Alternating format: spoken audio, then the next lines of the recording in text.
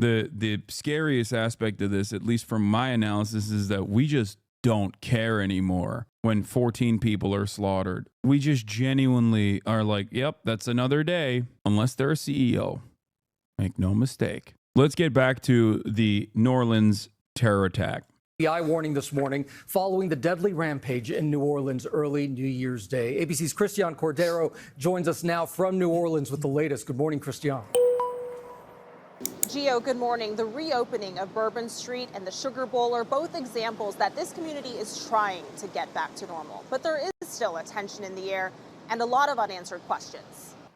This morning, investigators are combing through the physical and digital footprints of Shamsuddin Jabbar, the man suspected of killing 14 people in New Orleans' French Quarter on New Year's Day. His half-brother Abdur tells ABC News Jabbar traveled to Egypt for about a month in 2023, telling his family he was going because it was cheap and beautiful. These are some of the items his brother says he brought back: jewelry, tea, and other gifts. Sources tell ABC News investigators are looking into whether the trip has anything to do.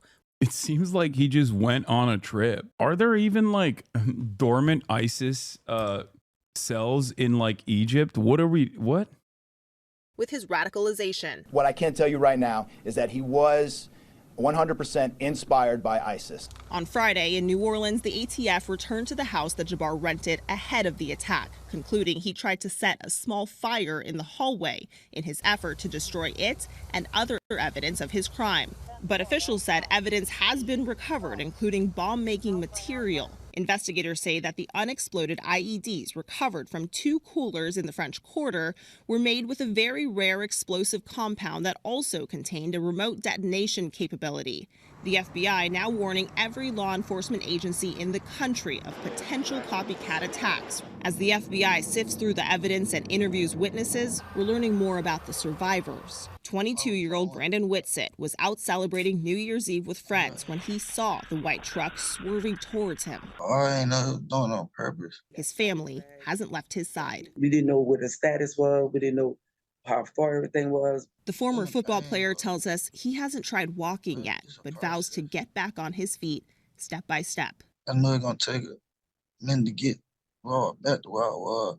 As the French Quarter inches back to normalcy, flowers, candles, and crosses line the entrance to Bourbon Street, where people pause to reflect on the victims, including 21-year-old Hubert Guthreau. His family visiting this memorial, telling ABC News he was someone who loved deeply, gave generously, and brought joy to everyone who knew him. The convoy occupation of Ottawa was heavily funded by Americans too. Yeah, that's true. Also, wait till Elon Musk gets involved. You know what I mean? Elon Musk is currently trying to involve himself in the affairs of Germany by way of the AfD and also England by way of Nigel Farage's Reform Party. It's really devastating. Biden says he has spoken with the families of the victims. He and the First Lady are scheduled to visit New Orleans on Monday. Guys. So much heartache, Christian. Thank you so much. And Whit, I know that you spent the past week basically there in New Orleans. You spoke with these survivors, these relatives of the victims as well. I mean, what were they telling you? How are they moving on? Yeah, Gio. Please don't speak that into existence. No, I'm not speaking that into existence. I'm covering it after the fact. It's already happening.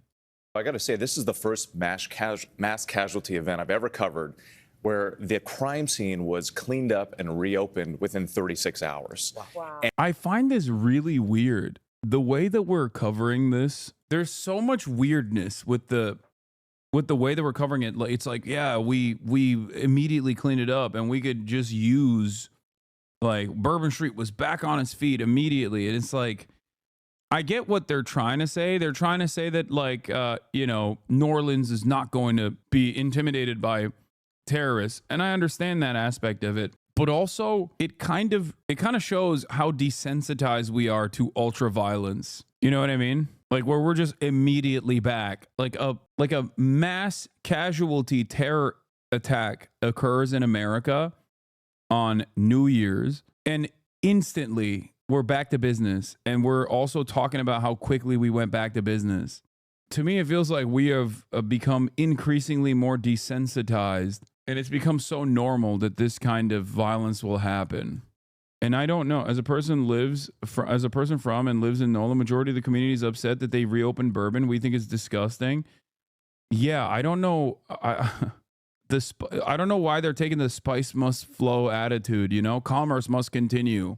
It immediately reminded me of the post 9/11 George W. Bush statement of the most patriotic thing that an American can do in this moment is to go back to work and go watch movies and go purchase commodities. That was the take. George W. Bush presented shopping as patriotism in the aftermath of 9/11. I think partially, though, the reason why people immediately went back to normalcy, some semblance of normalcy, is part to reassert the patriotic sentiments of, this can't break us, to like show the world like we can overcome this. But I think the other part, and perhaps the scarier part of this, the scariest aspect of this, at least from my analysis, is that we just don't care anymore. We don't care when 10 people are slaughtered, when 14 people are slaughtered. We just genuinely are like, yep, that's another day. Like the worth of an individual life, unless they're a CEO, make no mistake, if they're a CEO and there was a deliberate targeted attack against the CEO, then we got to shut down the city. Okay? We got to shut the city down. We got to shut the bridges down. All hands on deck. If it's like 14 individual lives, common folk, regular folk, then business as usual, baby. Let's go. Yeah, here's Bush. As we work with Congress in the coming year to chart a new course in Iraq and strengthen our military to meet the challenges of the 21st century, we must also work together to achieve important goals for the American people here at home. This work begins with keeping our economy growing. And I encourage you all to go shopping more. Yeah, go shopping. I'm George W. Bush. I'm George W.B. Go shopping more. I get what you mean, but one case had an active manhunt where the suspect was killed on scene, right? Sure. I guess that's also true. It's not like commerce kept flowing after Brian Thompson's assassination as well. I was thinking more so the broad media reception, where on the one hand, people didn't really care about, like the average citizens did not care about Brian Thompson's assassination and kept living their daily lives and maybe even celebrated it. Whereas on the other hand, it seems like the media was so critical of that. Whereas in this circumstance, they're presenting it as a positive that look how fantastic it is that business as usual is back after this horrific crime. Like there was CNN coverage specifically dedicated to how Americans were just living their lives daily as a CEO. An innocent CEO was assassinated in broad daylight. Remember Michael Merconish on CNN? He did not one but two individual pieces on that, upset that there wasn't even a vigil presented for Brian Thompson. And people in New Orleans, the families, the people I spoke with, this is part of the toughness and resilience of that city there. We heard jazz music playing on Bourbon Street a day later. They are mourning the lives lost, but they are also celebrating the lives that they lived. Yeah. And this is a big part of the spirit and the culture of New Orleans. So I think for an outsider, I was taken aback a little bit at first at how quickly the atmosphere changed. Yeah. But for the people who live there, it was very important that they don't let terror prevent them from living. Okay, all right. So there's more to the story that I want to engage with. Number one, NBC News reporting that the federal investigators are examining the New Orleans attack say that Jabbar used a very rare explosive compound in 2 devices. Authorities are investigating how Jabbar acquired the knowledge to create this homemade explosive. The explosive has never been used in a U.S. terror attack or incident, nor in any European terror attack. A key question for investigators is how Jabbar learned about the compound and how he managed to produce it. So that's also unique. The explosive has never been used in a U.S. terrorist attack incident, nor a European one. Neither of the homemade devices exploded, and it remains unclear whether the failure was due to malfunction, lack of activation, or another issue. Jabbar planned to use a transmitter to detonate the 2 bombs, which were placed in coolers, the authorities said. The FBI and the Bureau of Alcohol, Tobacco, Firearms, and Explosives said in a joint statement Friday that the 2 explosive devices were placed on Bourbon Street, which Jabbar later returned into a scene of devastation. The transmitter and the 2 guns were recovered from Jabbar's truck, the statement said, and are being transported to an FBI laboratory for testing. Jabbar had also set fire to a short-term rental house on Mandeville Street in New Orleans where bomb-making materials were found, Friday's joint statement added, in his effort to destroy it and other evidence of his crime. I think a lot of people are hyper-focusing on the other vet, Matthew Livesberger, as like a unique and fascinating incident because he was a special forces guy.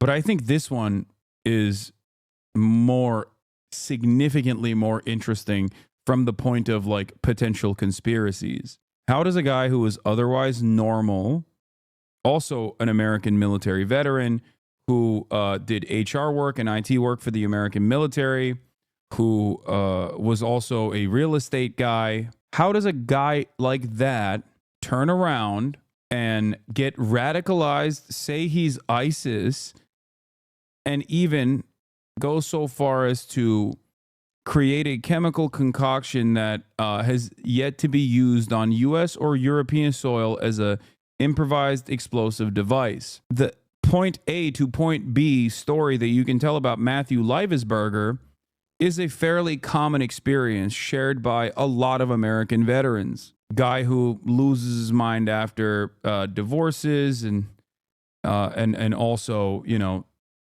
has a hard time dealing with PTSD, things of that nature, and then ends up going out in a spectacular fashion, but ends up killing himself is a very common story. For Jabbar, there's a lot of parts of the story that they just don't make a whole lot of sense.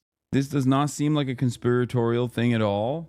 I mean, financial problems and also having issues with like family issues and feeling isolated create a unique opportunity for the likes of someone like Jabbar to be targeted, if that makes sense.